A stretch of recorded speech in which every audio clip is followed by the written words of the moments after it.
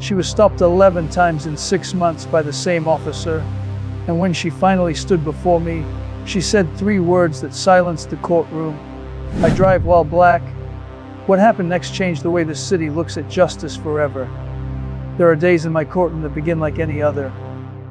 Routine cases, minor infractions, and the rhythm of justice moving as it always does.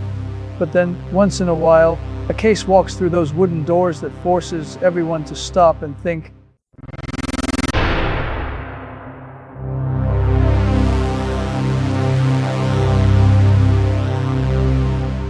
That afternoon was one of those days. The bailiff called out Case 10483, Vanessa Richardson, multiple traffic violations. I remember glancing down at the folder in front of me. It was thicker than usual, a little heavier too. I flipped it open, expecting a handful of tickets, maybe a careless driver, maybe a misunderstanding. But as I turned page after page, something caught my attention. 11 separate traffic citations, all issued within 6 months. I paused, looked up from the papers, and met the eyes of the woman standing before me. She was composed, blazer, slacks, carrying a briefcase, not the kind of person who looked careless or defiant. She looked like someone used to following rules. Ms. Richardson, I said, I see you've been cited 11 times, same car, same area. This is, well, unusual, very unusual. Can you explain what's going on? Her voice was steady, but carried a fatigue that words alone can't describe. She looked at me and said, Your Honor, I drive while black. The courtroom went still. You could feel the air shift, as if every person in the room understood that we had just stepped into something deeper than traffic law. Now, in my years on the bench, I've heard all kinds of defenses, some clever, some honest, some outrageous, but never one so direct, so painfully real. I took a breath, folded my hands, and asked her to explain. Vanessa began describing her routine. She worked as a real estate attorney downtown, lived on the east side of Providence, drove the same road every morning and every evening. Nothing unusual, nothing erratic. Just a woman commuting to work like thousands of others. But over 6 months, she'd been pulled over 11 times, all by the same officer. 11 times. I repeated, scanning the file again. By the same officer. Yes, Your Honor, she said. Sergeant Michael Donovan, every single time. Something inside me tightened. That kind of pattern doesn't happen by chance. The citations themselves were small: broken tail light, failure to signal, window tint, registration check. Individually, they might seem like nothing. But together, they painted a troubling picture. I leaned forward slightly. Ms. Richardson, I said, walk me through one of these stops. Tell me exactly what happens. She took a breath, steadying herself, and began. The most recent stop had been 2 weeks prior. It was 5:30 p.m., daylight still visible, and she was driving home from work. According to the officer, her brake light was out. But it wasn't, she said. Both lights were working perfectly. I even got out of my car to check. And what did the officer do? I asked. He told me to stay in the vehicle, checked my lights himself, saw they were fine, then came back 15 minutes later and said he'd issue a warning. No apology, no explanation. I studied her expression. It wasn't anger, it was exhaustion. The exhaustion of someone who's had to prove her innocence over and over for simply existing in the wrong place, at the wrong time, with the wrong color of skin. Then she said something that made my eyebrows rise. Your Honor, I recorded it. You recorded it? Yes, she said, pulling out her phone. After the 7th stop, I started recording everyone, because no one believed me. Now, that was something I didn't expect. Most defendants come to court empty-handed, relying on words or luck, but Vanessa came prepared, with evidence. Do you have that video with you? I asked. Yes, Your Honor. May I show you? I nodded, and the bailiff connected her phone to the courtroom monitor. The footage began to play. I could see Vanessa's dashboard, her hands on the wheel, perfectly calm. Her turn signals flashed exactly where they should. Her speed never wavered. Then came the flashing blue lights in her rearview mirror. The officer approached. License and registration. You know why I stopped you? Her voice was polite, careful. No, officer, I don't. Your brake light's out, he said. Vanessa responded, Officer, I checked them this morning. May I get out and verify? Stay in the vehicle, he ordered. The camera captured him walking to the back of the car. She tapped her brakes. Both lights lit up bright red, clear as day. He paused for a moment, too long, and then walked back to her window. I'm issuing a warning, he said, and that was that. The next video showed a failure to signal citation, though the footage clearly displayed her turn signal blinking like clockwork. The third, window tint too dark, on a car that had factory glass. The fourth, suspicious driving pattern, was nothing more than her commuting home in traffic. I stopped the playback. The courtroom was silent, even the prosecutor looked uneasy. Ms. Richardson, I said quietly, how long do these stops usually last? Between 10 and 25 minutes, Your Honor. And how many citations were actually issued? 3, she replied. 8 were just warnings after he found nothing. I sat back, letting the weight of her words sink in. 11 stops, 1 officer, 1 woman, and a pattern that could no longer be ignored. Ms. Richardson, I said slowly, you've done something most people never think to do. You've documented it. And in doing so, you may have uncovered something much larger than these citations. She nodded, her voice trembling slightly. Your Honor, I didn't want trouble. I just wanted someone to finally see what's happening. That was the moment I realized this wasn't a traffic case anymore. This was a mirror being held up to the system itself. And as I looked around that courtroom, at her, at the officers, at the citizens watching, I knew that what happened next would matter far beyond the walls of this courthouse. When Vanessa Richardson uttered those 3 words, I drive while black, something in me shifted. I've spent years on this bench, presiding over cases that test patience, compassion, and fairness. But this one wasn't about broken taillights or expired stickers. It was about something far deeper, the fragile balance between authority and equality. After seeing the first videos, I needed to understand the full picture. I turned to her gently.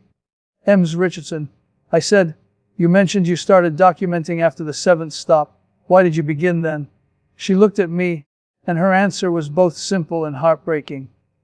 Because, Your Honor, I realized no one was going to believe me without proof. Those words hit hard. In a courtroom. But outside of it, for people like her, sometimes even evidence isn't enough. May I see the rest? I asked. She nodded. The bailiff dimmed the lights slightly, and another video began to play on the monitor. It was nearly identical to the first, calm driving, obeying every signal and sign, the same officer, the same flashing lights in her rearview mirror. But this time, Vanessa had turned on her phone camera the moment she was pulled over. On screen, you could hear the officer approach. His tone was sharp, almost impatient. Ma'am, you failed to signal. I did signal, officer. You can see it on the video, she said, her voice controlled.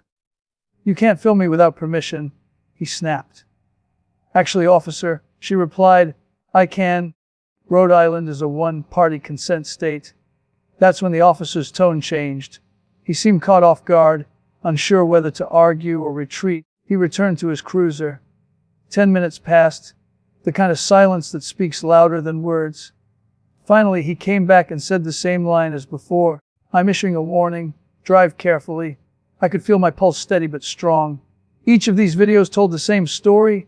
Different days, same outcome. Ms. Richardson, I asked, what did you do after you began collecting this evidence? I started compiling everything, Your Honor.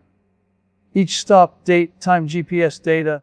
I matched them with my phone's location logs, dashcam timestamps, even my car's internal diagnostics.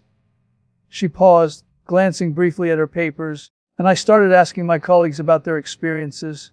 You surveyed them? I asked, impressed. Yes, Your Honor. 15 of them. 9 white, 6 people of color. Same area, same commute times. And what did you find? She pulled out a document and handed it to the bailiff. He placed it before me.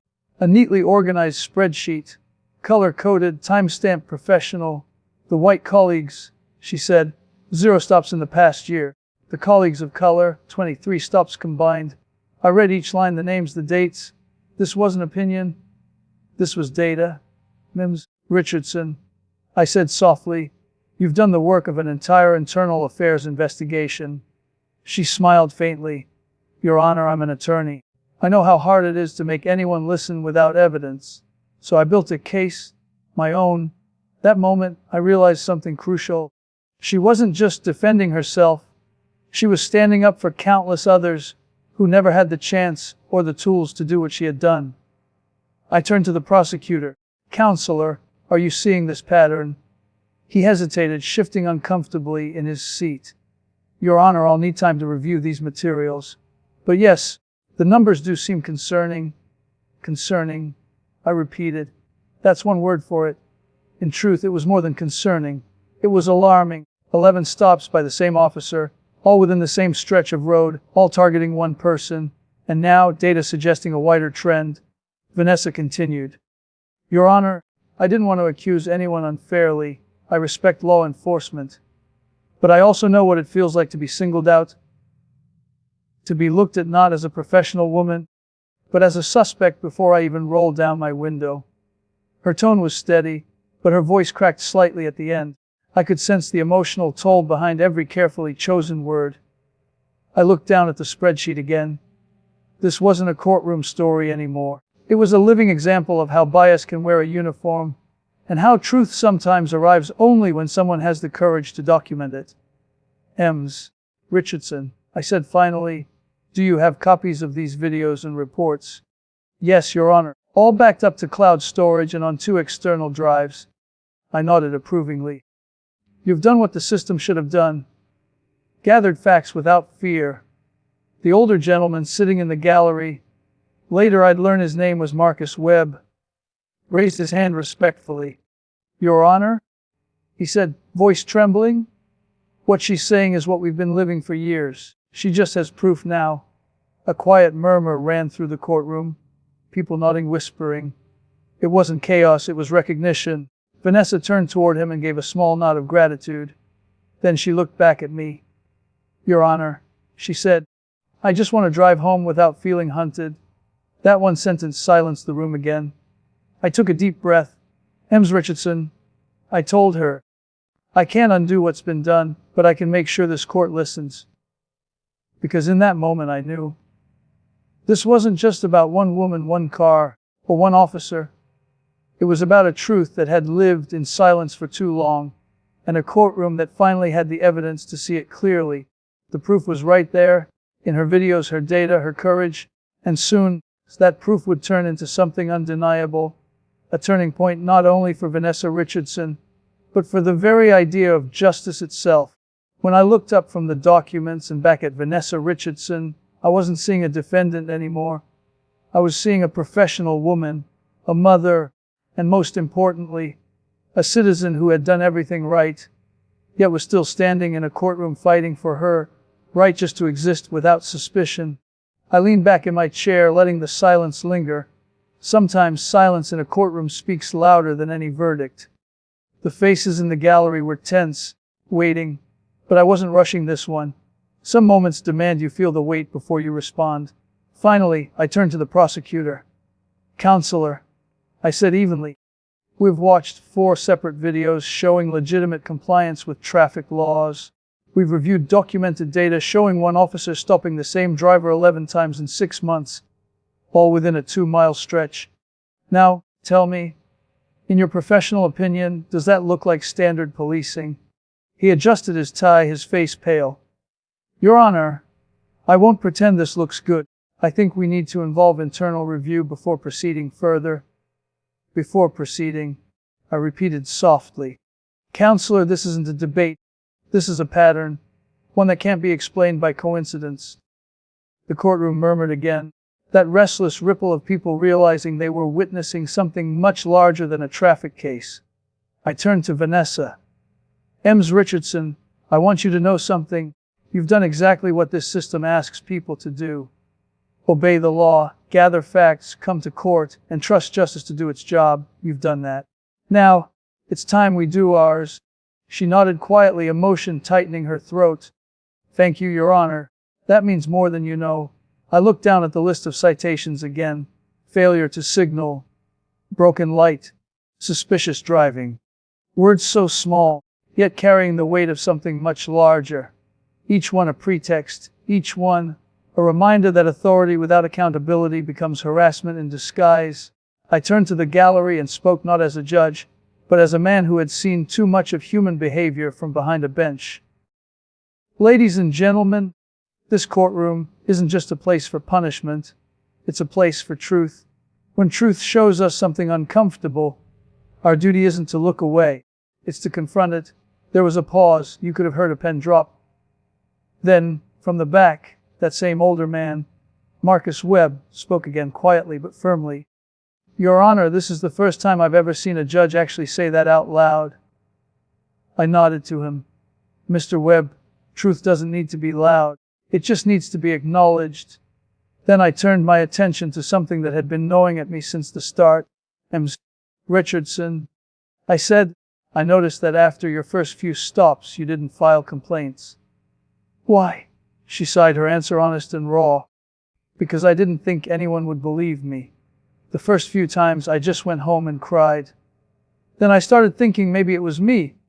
Maybe I was overreacting. But after the fifth time my daughter asked me, Mom, why does that same police car always stop us? That's when I knew I couldn't ignore it anymore. Her words landed like a hammer. Not out of anger, but truth. The kind that cracks the walls of indifference. Her daughter. A child noticing patterns adults pretend not to see. I glanced toward the prosecutor again. He looked down, avoiding eye contact. Sometimes silence is a confession too. I took a deep breath and began my ruling. Not the verdict yet, but a reckoning. Ms. Richardson, your video's data and testimony are credible, consistent, and corroborated. They establish a clear pattern of selective enforcement. This court cannot, in good conscience, overlook that. Her eyes welled with tears, relief mixing with the exhaustion of being heard after so long. I continued, my tone deliberate and steady. This is no longer about a single driver or a single set of citations. It's about fairness. If the law isn't applied equally, it ceases to be justice. It becomes power, and power unchecked corrodes everything it touches. At that, the young black college student from earlier, the one who'd been watching wide-eyed, raised her hand timidly. Your Honor, may I say something? Go ahead, I said gently. She stood up. I get stopped all the time too. But I never thought to record it. I just figured that's the way it is. But now I see. If I don't document it, nothing changes. Her voice shook, but her courage filled the room. That's right, I said. What Ms. Richardson has done here is bigger than a defense. She's created a roadmap. Documentation turns silence into evidence, and evidence turns injustice into accountability. I turned to the prosecutor once more. Counselor, this court is ordering all 3 citations dismissed effective immediately. I further order that the Providence Police Department provide full stop data from Sergeant Donovan for the past 2 years, with demographics attached. The prosecutor nodded quickly. Understood, Your Honor. Then I added, and ensure that Internal Affairs receives this footage. I want a written report within 30 days. At that point, the courtroom wasn't just listening, they were witnessing something shift. You could feel it. A kind of shared recognition that this wasn't just another case to file and forget. I looked back at Vanessa. Ms. Richardson, I want to thank you, not just for your courage, but for your professionalism. You didn't come here with outrage. You came with evidence. And that's what makes justice possible. She smiled softly, tears still glistening. Your Honor, I just want to be treated like everyone else. And that, right there, was the tragedy and the triumph in one sentence. This was the reckoning, not through punishment, but through truth. Because in my courtroom, truth isn't afraid of power. It faces it and demands accountability. After I delivered my ruling, the courtroom stayed quiet for a moment, not out of confusion, but out of realization. It's that rare silence that falls when people see justice not just spoken, but done. I've presided over thousands of cases in my career, but there was something different about this one. This wasn't about a fine or a technicality. It was about restoring faith, the kind that too many people had quietly lost. I remember looking around that room. Vanessa was still sitting there, her hands clasped tightly together. Her daughter, who had come to support her, was weeping softly, maybe because she'd finally seen her mother's truth validated in front of everyone. A young college student, the same one who had spoken earlier, smiled faintly, as if she had just seen proof that courage can actually matter. And behind them sat the officer, Sergeant Donovan. His face told a story of its own, a mixture of defiance, disbelief, and something else, maybe realization. I didn't see a monster. I saw a man caught in the storm of his own choices. But accountability doesn't require cruelty. It requires clarity. Sergeant, I said, breaking the silence. You've been a member of this city's police force for how long? He hesitated. 18 years, Your Honor. That's nearly 2 decades of service, I replied. In that time, I imagine you've seen both the best and worst of humanity. He nodded. I leaned forward. Then you know better than anyone that when citizens lose faith in fairness, the badge loses its meaning. You've enforced the law. Now you need to understand what it feels like when that law fails to protect those it's meant to serve. The courtroom watched, breathless. I wasn't lecturing. I was inviting him, and everyone else, to reflect. I'm ordering, I continued, that you participate in the Community Justice Initiative. You'll attend public forums where citizens share their experiences with traffic stops and law enforcement. You will listen, not speak, not defend, just listen. You'll hear what it feels like to be on the other side of that badge. And after that, I expect a written reflection. Not for this court, but for yourself. He looked stunned. This wasn't a punishment he expected. No fines, no suspension from me, but something far more lasting. Vanessa turned toward him, and for the first time their eyes met, not as accuser and accused, but as 2 human beings caught in the fragile web of justice. Sergeant, I said softly, justice isn't revenge. It's understanding. He swallowed hard, then gave a slight nod. Maybe he didn't agree, not yet, but I hoped he would one day. After the gavel came down, I thought that was the end of it. But justice doesn't end when court adjourns. It has a strange way of echoing outside the walls, finding new places to grow. 2 weeks later, the Providence Police Department requested a private meeting with me. They had reviewed Vanessa's case, along with the footage she'd provided. It turned out her 11 stops weren't the only ones with questionable patterns. Others began to surface. The chief said, "Judge, we're launching a full audit of discretionary stops and implementing new recording requirements. We'd like to name the initiative the Richardson Protocol." I paused when I heard that name, not because I liked the sound of it, but because it meant something rare had happened. The system had listened. Vanessa's courage had become policy. I asked them, "Will the public have access to the data?" The chief nodded. "Yes, Your Honor. Transparency is the point." That was when I realized that single case had turned into a movement. A few days later, Vanessa returned to my courtroom. She wasn't there as a defendant anymore, but as a citizen invited to speak to a group of young law students. She stood at the very same podium where she once pleaded her case. Only this time, her voice carried confidence, not fear. She said something that stayed with me. "I used to think justice meant winning. Now I know it means being heard." That simple line struck everyone in that room. I've always believed that a courtroom isn't a place to showcase authority. It's a place to reveal truth. And truth has a way of humbling everyone. Judges, officers, citizens alike. I remember telling my clerks later that day, "This is why we listen. Because sometimes, one person's small story can fix a big system." Weeks turned into months, and the ripple of that case kept spreading. The local paper ran an article titled, "When Justice Listens: How One Woman Changed City Policy." Schools invited Vanessa to speak. Community leaders began holding open dialogue sessions between officers and residents. And as for Sergeant Donovan, he attended those listening sessions. One afternoon, I received a handwritten letter from him. It said, simply, "Your Honor, I thought I was enforcing the law. I realize now I was enforcing my own fear. I'm learning to see the people, not the profiles." It wasn't an apology to me. It didn't need to be. It was something better, an awakening. That's the sentence that mattered. Not time served, not money paid, but perspective gained. Justice in its truest form doesn't always punish. Sometimes it transforms. When I think back to that day, Vanessa standing tall, her daughter watching proudly, a city beginning to change, I remember feeling something rare in a courtroom: hope. Hope that maybe, just maybe, justice doesn't have to be distant or cold. It can be human. And that's what I told the law students as they filed out of my courtroom after hearing the story. Justice isn't a hammer, I said. It's a mirror. It reflects who we are, what we believe, and whether we still have the courage to change. And on that day, I saw a reflection worth believing in. There are some cases that end when the gavel falls. The paperwork is filed, the fines are settled, and life moves on. But then, there are the rare ones. The ones that refuse to fade. They follow you home, they linger in your thoughts, and they whisper lessons long after the courtroom lights dim. Vanessa Richardson's case was one of those. Months passed since that day in my courtroom, yet her courage had planted something far larger than a single verdict. It had sown the seed of awareness, not just in Providence, but across communities who saw themselves reflected in her story.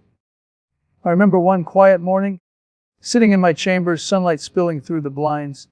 My clerk brought in a small envelope, handwritten, postmarked from Atlanta. Inside was a letter from a woman named Denise Carter. She wrote, "Judge Caprio, I saw Vanessa's story online. I've been stopped 8 times in a year for no reason I can explain. I thought it was just me. I started keeping a journal after seeing your ruling. Last month, my local court dismissed 2 of my citations after reviewing my documentation. Thank you for showing us that we don't have to stay silent." I sat there, holding that letter for a long time. Not because it surprised me, but because it reminded me of the quiet power of visibility.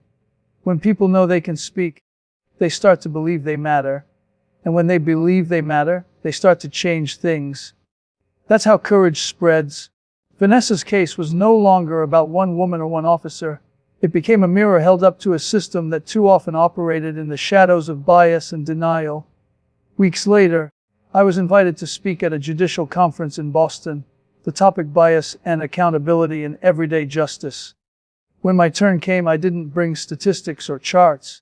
I brought Vanessa's spreadsheet, the same one she had handed me that day. I told the room full of judges, prosecutors, and officers, this document represents more than data. It represents discipline, dignity, and determination. It's the kind of evidence people collect when they stop being believed. There was silence in that room, the same kind I had felt in my courtroom that day. I continued, "We judges sit behind the bench and make decisions that ripple through people's lives. But every now and then, someone walks in who forces us to see not just the law, but the lived experience behind it." Afterward, a young judge approached me. She said, "I think I've been missing these signs in my own cases. I'm going back to review them." That was all I needed to hear. That's how systemic change begins. Not with outrage, but with introspection. Vanessa once told me, "I didn't set out to make history. I just wanted the truth on record." But the truth, when spoken clearly and courageously, has a way of reshaping history whether you intend it or not. Months later, Providence police publicly released their audit, and for the first time, they published demographic data of every traffic stop in the city. That level of transparency had never existed before. They called it the Richardson Reform. The headlines read, "Documentation defeats discrimination. How one woman's case sparked a policy shift." And yet, for all the attention, Vanessa stayed grounded. She didn't become an activist. She didn't seek the spotlight. She continued her work as a real estate attorney, still driving that same Honda Accord. But now she drove freely, not because the law had changed, but because she had changed it. A few months later, I received another letter, this time from Vanessa herself. She wrote, "Your Honor, I wanted to thank you again, not just for dismissing my citations, but for believing my evidence, for seeing me as more than a defendant. My daughter told me the other day, 'Mom, now I know the law can protect us too.'" That's what this meant to me. When I read that, I realized something profound. The legacy of courage isn't in court orders or data sheets. It's in the children who grow up believing fairness is possible. The true sentence of that case wasn't handed down by me.